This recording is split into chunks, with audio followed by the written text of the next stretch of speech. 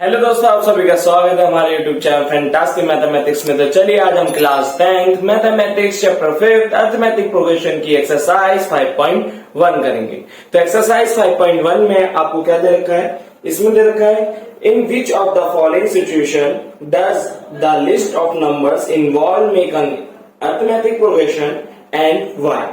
और इसका जो फर्स्ट पार्ट है वो क्या दे रखा है, the taxi fare after each kilometre when the fair is 15 rupees for the first kilometre and 8 rupees for each additional kilometre.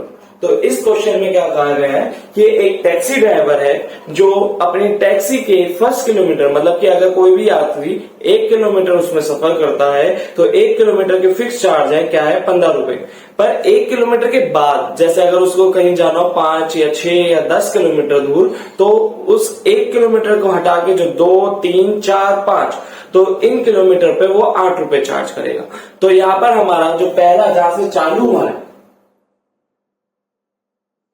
मतलब जो फर्स्ट है वो तो 15 है, आफ्टर 15 मतलब फर्स्ट किलोमीटर के पहले किलोमीटर के वो कितने लेगा 15 रुपए।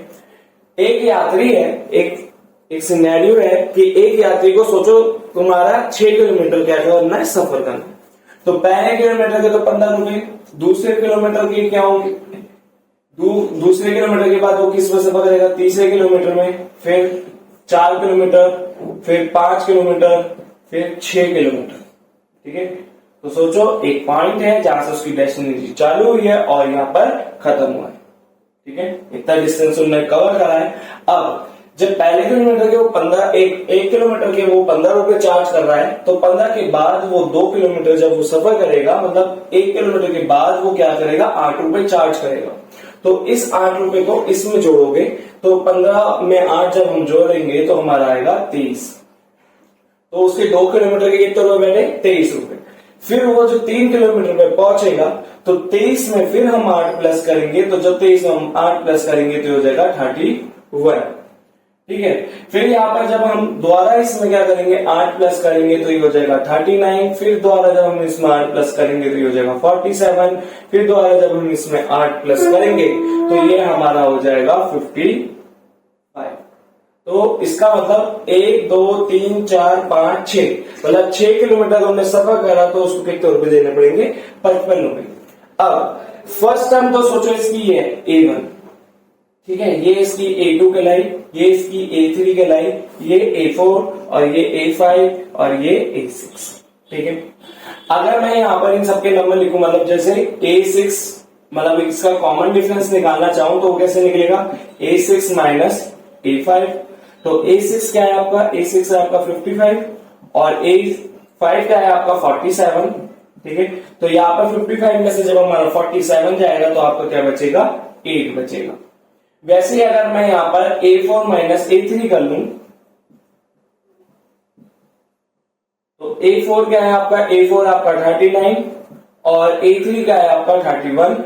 तो यहां पर भी आपका 8 बचा, मतलब कॉमन डिफरेंस सब जगह सेम आ रहा है, क्योंकि वो 15 किलोमीटर के बाद मतलब 15 रुपए के बाद 1 किलोमीटर के 15 रुपए के बाद वो क्या ले रहा है, एडिशनल चार्जेस 8 किलोमीटर। उनने चेंज तो कहा नहीं, उसने एक ही लिए कि भैया 1 किलोमीटर के कवर करने के बाद आपके 8 रुपए लगेंगे, चाहे आप कितने भी किलोमीटर ट्रेवल कर लो। तो ये हमारी एपी है, क्योंकि इसमें हर जगह जो डिस्टेंस है वो क्या है, कॉमन।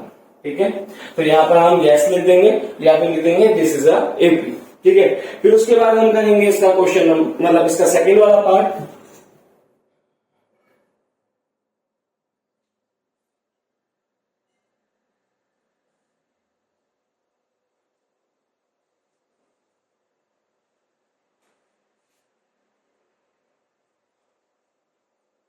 तो इसके सेकंड वाले पार्ट में क्या कहा है, the amount of air present in a cylinder when a vacuum pump removes 1/4 of the air remaining in the cylinder at a time।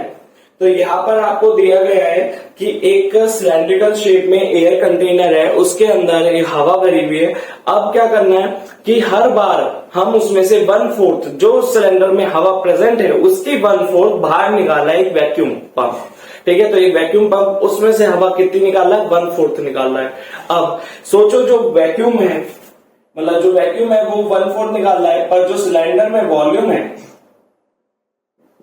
Cylinder में वॉल्यूम है वो क्या है आपका V, ठीक है। सिलेंडर में हमारा वॉल्यूम क्या है V, इसका 1/4 निकालना है। 1/4 मतलब अगर वॉल्यूम V है तो अगर हम निकालने वाला वॉल्यूम क्या हो जाएगा, V डिवाइडेड बाय 4। 1/4 का मतलब V को 4 से डिवाइड कर दो। अब वो निकालना है तो मतलब V minus V divided by 4, ठीक है। इसमें से अगर हम जो वॉल्यूम प्रेजेंट है उसमें से 1/4 हम बाहर निकाल रहे हैं तो माइनस करेंगे। यहाँ पे जब हम माइनस करेंगे तो इसके नीचे 1 आएगा और दोनों का एलसीएम 4 आएगा, ये हो जाएगा 4V माइनस 4, तो आंसर आएगा 3V अपॉन में 4, ठीक है। तो जब हवा निकाली नहीं, सोचो जो कंटेनर आया ही आया था, तो जब वॉल्यूम क्या था, वॉल्यूम था V, हवा निकाल ली, जब क्या वॉल्यूम बचा 3V अपॉन 4, जब ये वॉल्यूम बचा। अब जो सिलेंडर में वॉल्यूम बचा हुआ है, मतलब जो सिलेंडर में बची हुई एयर है वो है 3V अपॉन में 4। अब इसकी 1/4 निकालनी है, इसकी 1/4 भी निकालनी है, क्योंकि यहां पर देखो लास्ट में लिखा हुआ है कि pump removes 1/4 of the air remaining in the cylinder at a time, कि हर समय पर जो 1/4 मतलब उसकी 1/4 निकालना है जो वॉल्यूम बचा हुआ है सिलेंडर में। तो यहां पर हम इसका 1/4 निकालेंगे, तो इसका 1/4 निकालने के लिए हम क्या करेंगे, 3V अपॉन में 4 इंटू 1/4, मतलब इसकी 1/4 से मल्टीप्लाई कर दो तो ये क्या हो जाएगा 3V अपॉन में 16, ठीक है।